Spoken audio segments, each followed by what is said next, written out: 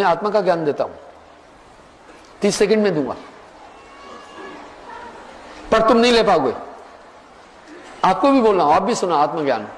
अष्टावक्र ने किस तरह राजा जनक को आत्मा का ज्ञान दिया था, सुने। कहा, हे जनक, तुझे आत्मा का ज्ञान दूंगा मैं पल में, सुन। पहले तू तन मन धन मुझे दे। बोला दिया। बोला, हे जनक, ये तन मेरा है, अब नहीं सोच। बोला बिल्कुल ठीक है। ये धन मेरा हो चुका, राज्य, महल, सेना, अपनी नहीं सोच। बोला बिल्कुल ठीक। बोला जनक सावधान, ये मत सोचना, मन से कोई भी, खबरदार जो मन से कुछ भी सोचा, ये मेरा है। मन के 4 रूप है, मन, बुद्धि, चित्त, अहंकार। मन संकल्प करता है, बुद्धि निश्चय, चित्त अहंकार, चित्त स्मरण और अहंकार क्रिया। बोला जनक खबरदार, मन से कुछ भी नहीं लेना, कुछ भी काम नहीं करना, न सोचना, न याद करना, न विचार करना, न मूवमेंट करना। खबरदार कुछ भी किया, आंख बंद कर देख क्या है। बोला आत्मा का ज्ञान हो गया।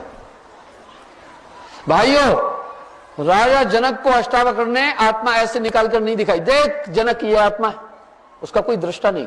अगर एक तो था जनक, एक तो था अष्टावक्र, एक तो थी आत्मा, फिर ये जनक क्या था बाकी, इसको देखने वाला। आत्मा निकाल कर नहीं दिखाई थी कि देख जनक, ये तेरी आत्मा। आत्मा का कोई दृष्टा ही नहीं है, आत्मा को कोई देख ही नहीं सकता है। अन्य चीज, आत्मा अपने में ही स्थित है। अर्थात का जनक देख, अब क्या था, आंख बंद की, 1 सेकंड में बोला आत्मा का ज्ञान हो गया। कैसे हुआ, सुनो।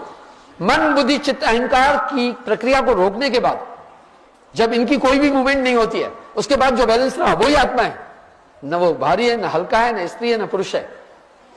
इसलिए सभी एकाग्रता एकाग्रता एकाग्रता बोलते हैं, एकाग्र नहीं हो पाते हैं। कहीं ना कहीं इनकी खटपट खटपट शुरू होती रहती है, ठीक है। कहीं मन की, कहीं बुद्धि की, कहीं चित्त की। जनक पात्र था, इसलिए उसने न मन को इच्छा करने दी, न बुद्धि को इच्छा करने दी, विचार करने दिया, न चित्त को स्मरण करने दिया, न अहंकार को एक्टिविटी करने दी। इसलिए जो एक, इस सबके बाद जो अभीष्ट बचा वो आत्मा है। मैं कहा यह है आत्मज्ञान, मैंने तुझे 30 सेकंड में दिया, पर मुझे उम्मीद है तू नहीं ले पाया होगा। साहब ने यहां एक शब्द बोला, एक महापुरुष में क्रूरता नहीं चाहिए, दृढ़ता चाहिए। दृढ़ता और क्रूरता में अंतर है। वो डेडिकेट होता है, पर वो अहंकारी नहीं होता है, वो हिंसक नहीं होता है। उसकी मजबूती किसी की जान निकालने के लिए नहीं होती है। एक महात्मा की दृढ़ता उसके सिद्धांत और मन को निग्रह करने के लिए होती है। जहर से मूर्ख प्राणों का घात करता है और वैद्य औषध बनाता है।